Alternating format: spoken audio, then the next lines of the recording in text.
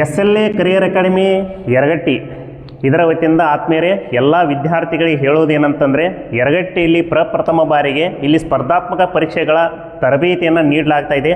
ಆದಷ್ಟು ಜನ ಇದರ ಸದುಪಯೋಗವನ್ನು ಪಡಿಸಿಕೊಳ್ಳಿ.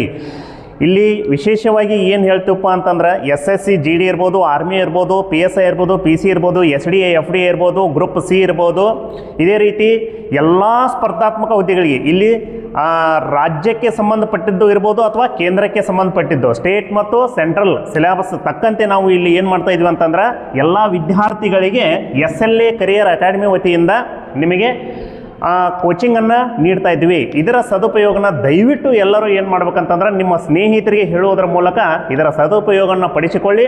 ಹಾಗಾದರೆ ಆತ್ಮೀಯರೇ, ಇವತ್ತಿನ ದಿನಮಾನಗಳಲ್ಲಿ ಸ್ಪರ್ಧಾತ್ಮಕತೆ ಅನ್ನೋದು ಪ್ರತಿ ಸೆಕೆಂಡಿಗೂ ಏರ್ತಾ ಇದೆ. ಹಾಗಾದರೆ ಈ ಸ್ಪರ್ಧಾತ್ಮಕ ಯುಗದಲ್ಲಿ ನೀವೆಲ್ಲರೂ ಇದ್ದೀವಿ ಅಂತಂದರೆ ಎಲ್ಲರಿಗೂ ಪ್ರತಿಯೊಬ್ಬರಿಗೂ ಕೂಡ ಸರ್ಕಾರಿ ಹುದ್ದೆ ಗಿಟ್ಟಿಸಿಕೊಳ್ಳಲಿಕ್ಕೆ ಎಲ್ಲರಿಗೂ ಅವಶ್ಯಕತೆ ಇದ್ದೇ ಇದೆ. ಇಂಥ ಸಂದರ್ಭದೊಳಗೆ ನಾವು ಏನು ಮಾಡ್ಬೇಕಂತಂದ್ರೆ ಇಂಥ ಒಂದು ಕೋಚಿಂಗ್ ಸೆಂಟರ್ಗೆ ನೀವು ಬಂದದ್ದೇ ಆದರೆ ಇದರ ಸದುಪಯೋಗವನ್ನು ಪಡಿಸಿಕೊಳ್ಳಬಹುದು. ಹಾಗಾದರೆ ಎಲ್ಲ ವಿದ್ಯಾರ್ಥಿಗಳು ಓದುತ್ತಾರೆ, ಪ್ರತಿನಿತ್ಯ ಓದುತ್ತಾರೆ, ಹಗಲಿ ರಾತ್ರಿ ಓದುತ್ತಾರೆ. ಆದರೂ ಕೂಡ ಕೆಲವು ಜನ ಸೆಲೆಕ್ಷನ್ ಆಗ್ತಾರೆ, ಇನ್ನು ಕೆಲವು ಜನ ಸೆಲೆಕ್ಷನ್ ಆಗೋಲ್ಲ. ಇದಕ್ಕೆ ಮುಖ್ಯ ಕಾರಣ ಏನಂತಂದರೆ ನಾವು ಓದುವಂತಹ ಸ್ಟ್ರಾಟಜಿ, ನಾವು ಯಾವ ರೀತಿ ಓದಬೇಕು, ಯಾವ ವಿಷಯವನ್ನು ಓದಬೇಕು. ಜೀವನದಲ್ಲಿ ನೋಡ್ರಿ, ಯಾವುದನ್ನು ಎಷ್ಟು ಓದಬೇಕು ಅಷ್ಟೇ ಓದಬೇಕು. ಈಗ ಸ್ಪರ್ಧಾತ್ಮಕ ಯುಗದಲ್ಲಿ ಏನನ್ನ ಓದಬೇಕು, ಏನನ್ನ ಓದಬಾರದು, ಏನನ್ನ ಓದಬೇಕು ಅನ್ನೋದು ಎಷ್ಟು ಇಂಪಾರ್ಟೆಂಟ್ ಆಗುತ್ತಲ್ಲ ಅಷ್ಟೇ ಇಂಪಾರ್ಟೆಂಟು ಏನಂತಂದ್ರೆ ಏನನ್ನ ನಾನು ಓದಬಾರದು ಅನ್ನೋದು ಕೂಡ ಅಷ್ಟೇ ಇಂಪಾರ್ಟೆಂಟ್ ಆಗುತ್ತೆ. ಅದಕ್ಕೆ ವಿದ್ಯಾರ್ಥಿಗಳೇ, ಓದುತ್ತೇನೆ ಅಂತೇಳಿ ತಿಳ್ಕೊಂಡು ಎಲ್ಲಾನು ಓದೋದಲ್ಲ. ಯಾವ ರೀತಿ ಕ್ವಶನ್ ಕೇಳ್ತಾನೆ, ಯಾವ ರೀತಿ ಕ್ವಶನ್ ಬರ್ತೈತೆ ಅದನ್ನು ಅಷ್ಟೇ ಓದಬೇಕು. ಫಾರ್ ಎಕ್ಸಾಂಪಲ್ ಹೇಳ್ಬೇಕಂತಂದ್ರೆ ಈಗ ರಾಷ್ಟ್ರಪತಿ ಅಂತೇ ಬಂದಾಗ ಈ ರಾಷ್ಟ್ರಪತಿ ನಮ್ಮ ಸಂವಿಧಾನದೊಳಗೆ 52ನೇ ವಿಧಿ ಪ್ರಕಾರ ಅಲ್ಲಿ ಅವರನ್ನು ಏನು ಮಾಡ್ತಾರ ಅಂದ್ರೆ ರಾಷ್ಟ್ರಪತಿ ಹುದ್ದೆಯನ್ನು ಆಯ್ಕೆ ಮಾಡ್ತಾರ ಅದಕ್ಕೆ ತಕ್ಕಂತೆ. ಹಾಗಾದ್ರೆ ಪ್ರಸ್ತುತ ರಾಷ್ಟ್ರಪತಿ ಎಷ್ಟನೇದವರು ಅಂತ ಕೇಳಿದಾಗ ಎಷ್ಟೋ ಜನರಿಗೆ ಗೊಂದಲ ಆಗುವಂಥ ಸನ್ನಿವೇಶ. ಅಲ್ಲಿ ಆಪ್ಷನಲ್ಲಿ ಕೊಡ್ತಾನೆ, ನಾವು ಏನು ಕೊಡ್ತಾನಂತಂದ್ರೆ 15 ಕೊಡ್ತಾನು, 16 ಕೊಡ್ತಾನು, 17 ಕೊಡ್ತಾನು, 18 ಕೊಡ್ತಾನು. ಹಾಗಾದರೆ ಈ ರಾಷ್ಟ್ರಪತಿಗಳ ಬಗ್ಗೆ ನಮ್ಗೆ ಸಂಪೂರ್ಣ ಮಾಹಿತಿ ಇತ್ತು ಅಂತಂದರೆ ನಾವು ಕರೆಕ್ಟ್ ಆನ್ಸರನ್ನು ಮಾಡ್ಬೋದು. ಹಾಗಾದ್ರೆ ಪ್ರಸ್ತುತ ರಾಷ್ಟ್ರಪತಿ ಎಷ್ಟನೇದವರು 15ನೇ ರಾಷ್ಟ್ರಪತಿ ಅಂತ ಹೇಳ್ಬೋದು. ಹಾಗಾದರೆ ಪ್ರಸ್ತುತ ರಾಷ್ಟ್ರಪತಿ ದ್ರೌಪದಿ ಮುರ್ಮು ಅಂತೇಳಿ ಹೇಳ್ತೀರಿ. ಇದೇ ರೀತಿ ಹಲವಾರು ಪ್ರಶ್ನೆಗಳು ಬರ್ತಾ ಹೋಗುತ್ತೆ. ಹಾಗಾದರೆ ಅಲ್ಲಿ ಸರ್ವಜ್ಞ ಒಂದು ಕಡೆ ಹೇಳ್ತಾನೆ ಏನಂತಂದ್ರೆ ಸರ್ವಜ್ಞ ಹೇಳ್ತಾನೆ ಏನಪ್ಪ ಅಂತಂದ್ರೆ ಜ್ಞಾನದಿನ್ ಮೇಲಿಲ್ಲ ಶ್ವಾನನೆಂ ಕೀಳಿಲ್ಲ, ಜ್ಞಾನದಿನ್ ಮೇಲಿಲ್ಲ ಶ್ವಾನನೆಂ ಕೀಳಿಲ್ಲ, ಲೋಕದೊಳಗೆ ಜ್ಞಾನವೇ ಮೇಲು ಸರ್ವಜ್ಞ ಅಂತ ಹೇಳ್ತಾನೆ. ಜಗತ್ತಿನೊಳಗೆ ಎಲ್ಲಿ ಜ್ಞಾನ ಅನ್ನೋದು ಇರ್ತೈತಲ್ಲ ಅಲ್ಲಿ ಏನಪ್ಪ ಅಂತಂದ್ರೆ ನಮಗೆ ಒಂದು ಬೆಲೆ ಸಿಗುತ್ತೆ. ಜ್ಞಾನ ಇಡೀ ಜಗತ್ತಿನೊಳಗೆ ಎಲ್ಲ ನಶ್ವರ, ಹಾಗಾದ್ರೆ ಜ್ಞಾನ ಮಾತ್ರ ಶಾಶ್ವತ ಅನ್ನೋದನ್ನು ನಮಗೆ ಮನಗಟ್ಟು ಮಾಡಿಕೊಳ್ಬೇಕು. ಹಾಗಾದ್ರೆ ಇಲ್ಲಿ ನಮಗೆ ಪ್ರಮುಖವಾಗಿ ಏನು ಬರ್ತೈತೆ ಅಂತಂದ್ರೆ ನಿಮ್ಗೆ ಇನ್ನೂ ಹೇಳ್ಬೇಕಂತಂದ್ರೆ ಓದುವಂತಹ ಸಂದರ್ಭದೊಳಗೆ ಕೀ ಪಾಯಿಂಟ್ಸ್ಗಳನ್ನು ಮಾಡಿಕೊಡ್ರಿ, ನೋಟ್ಸ್ ಮಾಡಿಕೊಡ್ರಿ, ನಿಮ್ಮದೇ ಸ್ವಂತ ಟ್ರಿಕ್ಸ್ಗಳನ್ನು ಮಾಡ್ಕೊರಿ. ಅಂದಾಗ ಮಾತ್ರ ನಾವೇನಂತಂದ್ರೆ ಕೆಲವೊಂದು ವಿಷಯಗಳನ್ನ ತಿಳಿದುಕೊಳ್ಳಲಿಕ್ಕೆ ಉಪಯುಕ್ತ ಆಗುತ್ತೆ. ಹಾಗಾದರೆ ಓದುವಂಥ ಸಂದರ್ಭದಲ್ಲಿ ಏನೇನು ಓದಬೇಕು? ಪ್ರತಿನಿತ್ಯ ನಾವು ಪ್ರಚಲಿತ ಘಟನೆಗಳನ್ನು ಓದಲೇಬೇಕು. ಪ್ರಚಲಿತ ಘಟನೆ, ಅದೇ ರೀತಿ ನ್ಯೂಸ್ ಪೇಪರನ್ನು ಯಾವ ರೀತಿ ಓದಬೇಕು ಅನ್ನೋದನ್ನು ನೀವು ಇಲ್ಲಿ ಬಂದರೆ ಹೇಳ್ಕೊಡ್ತೀನಿ. ನ್ಯೂಸ್ ಪೇಪರನ್ನು ಯಾವ ರೀತಿ ಓದಬೇಕು, ಅದೇ ರೀತಿ ಏನೇನು ಓದಬೇಕಂತಂದ್ರೆ GK ಅಂತ ಓದಲೇಬೇಕು. ಸ್ಟ್ಯಾಟಿಕ್ GK ಅಂತ ಬರುತ್ತೆ. ಯಾವ ನದಿ, ಯಾವ ದೊಡ್ಡ ನದಿ ಯಾವುದು, ಸಣ್ಣ ನದಿ ಯಾವುದು, ದೊಡ್ಡ ದೇಶ ಯಾವುದು, ಸಣ್ಣ ದೇಶ ಯಾವುದು, ದೊಡ್ಡ ರಾಜ್ಯ ಯಾವುದು, ಸಣ್ಣ ರಾಜ್ಯ ಯಾವುದು, ಯಾವ್ಯಾವ ದೇಶ ಯಾವ ರೀತಿ ಇದಾವೆ, ಯಾವ ದೇಶದಾಗ ಏನೇನು ಇಂಪಾರ್ಟೆಂಟ್ ಐತಿ, ಆಮೇಲೆ ಯಾವ್ಯಾವ ಈ ಟೋಟಲಿ ಕಾಂಟಿನೆಂಟ್ ಅಂತಂದ್ರೆ ಖಂಡಗಳು ಅಂತ ತಿಳ್ಕೊಂಡು ಬರ್ತಾವ, ಯಾವ ಖಂಡದಾಗ ಏನು ವಿಶೇಷತೆ ಐತಿ, ಎಷ್ಟು ಖಂಡದೊಳಗೆ ಎಷ್ಟು ದೇಶಗಳದಾವ, ಇವೆಲ್ಲ ಹಲವಾರು ವಿಷಯಗಳನ್ನು ಚರ್ಚೆ ಮಾಡಬೇಕಾಗುತ್ತೆ. ಹಾಗಾದ್ರೆ ಇಷ್ಟು ಓದಿದ್ರಾಗತ್ತಾ? ಇಲ್ಲ. ಇದರ ಜೊತೆಗೆ ಇತಿಹಾಸವನ್ನು ಓದಬೇಕು, ಹಿಸ್ಟ್ರಿ ಓದಬೇಕ್ರಿ, ಪೊಲಿಟಿಕಲ್ ಓದಬೇಕು, ಜಿಯೋಗ್ರಫಿ ಓದಬೇಕು, ಆಮೇಲೆ ಸೈನ್ಸ್ ಓದಬೇಕು, ಫಿಸಿಕಲ್ ಜಿಯೋಗ್ರಫಿ ಓದಬೇಕು. ಹಿಂಗೆ ಹಲವಾರು ವಿಷಯಗಳನ್ನು ನಾವು ಪ್ರತಿನಿತ್ಯ ಇವನ್ನ ಮನನ ಮಾಡ್ಕೊತ ಹೋದಾಗ ಅವಾಗ ನಾವು ಎಲ್ಲೋ ಒಂದು ಹುದ್ದೆಯನ್ನು ಗಿಟ್ಟಿಸಿಕೊಳ್ಳಬಹುದು. ಇಲ್ಲ ಅಂತಂದರೆ ಬರೀ ನಾವು ಒಂದೇ ಒಂದು ವಿಷಯದಲ್ಲಿ ಸಂಪೂರ್ಣವಾಗಿ ಓದಿದರೆ ಹುದ್ದೆಯನ್ನು ಗಿಟ್ಟಿಸಿಕೊಳ್ಳಲು ಅರ್ಹರಾಗುವುದಿಲ್ಲ. ಹಾಗಾದರೆ ಆತ್ಮೀಯರೇ, ಈ ನಾವು ಯಾವಾಗಿದ್ರೂ ಏನು ಮಾಡ್ಬೇಕಂದ್ರೆ ಸೆಲ್ಫ್ ಮೋಟಿವ್ ಆಗಬೇಕು.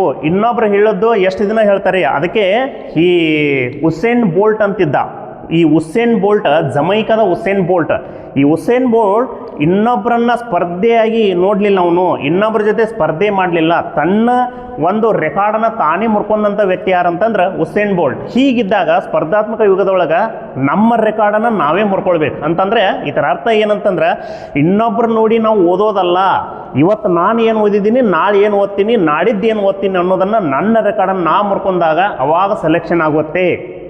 ಇಂಥ ಸನ್ನಿವೇಶದೊಳಗೆ ವಿದ್ಯಾರ್ಥಿಗಳೇ ಇನ್ನೊಂದು ಇಂಪಾರ್ಟೆಂಟ್ ನಿಮಗೆ ಹೇಳಲೇಬೇಕು, ನಾ ಪ್ರತಿ ಕ್ಲಾಸ್ದೊಳಗೆ ಹೇಳ್ತಾ ಇರ್ತೀನಿ. ಏನಂತಂದ್ರೆ ಅರುಣಿಮಾ ಸಿನ್ಹಾ ಅವರ ಹೆಸರು, ಈ ಅರುಣಿಮಾ ಸಿನ್ಹಾ ಅಂತ ಮಹಿಳೆ, ಅಂಥ ಅಂಗವಿಕಲ ಮಹಿಳೆ, ಜಗತ್ತಿನಲ್ಲಿ ಇರ್ತಕ್ಕಂಥ ಎಲ್ಲ ಪರ್ವತಗಳನ್ನು ಹತ್ತಿಳಿದಂಥ ಏಕೈಕ ಮಹಿಳೆ, ಅಂಗವಿಕಲ ಮಹಿಳೆ.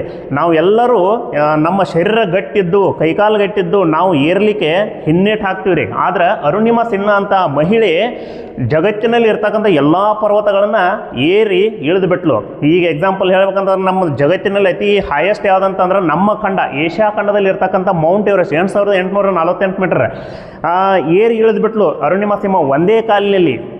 ಇಷ್ಟೇ ಅಲ್ಲ, ಎಲ್ಲ 7 ಖಂಡದಲ್ಲಿರ್ತಕ್ಕಂಥ ಅತ್ಯಂತ ಎತ್ತರವಾದ ಪರ್ವತಗಳನ್ನು ಏರಿ ಇಳಿದಿರ್ತಕ್ಕಂಥ ಮಹಿಳೆ ಅರುಣಿಮಾ ಸಿನ್ಹಾ.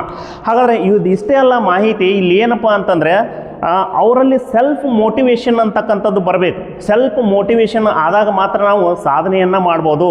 ಹಾಗಾದರೆ ಅರುಣಿಮಾ ಸಿನ್ಹಾಗೆ ಬಹಳ ಜನ ಅವ್ರಿಗೆ ಡಿಮೋಟಿವ್ ಮಾಡಿದರು, ಬಹಳ ಜನ ಹೇಳಿದರು, ಇಲ್ಲ ನಿಂದು ಒಂದು ಕಾಲಲ್ಲಿ ಇರೋಕ್ಕಾಗಲ್ಲ, ನಿನಗೆ ಹತ್ತಬೇಡ, ಹತ್ತಾಕ ಹೋಗಬೇಡ ಅಂತಂದ್ರೆ.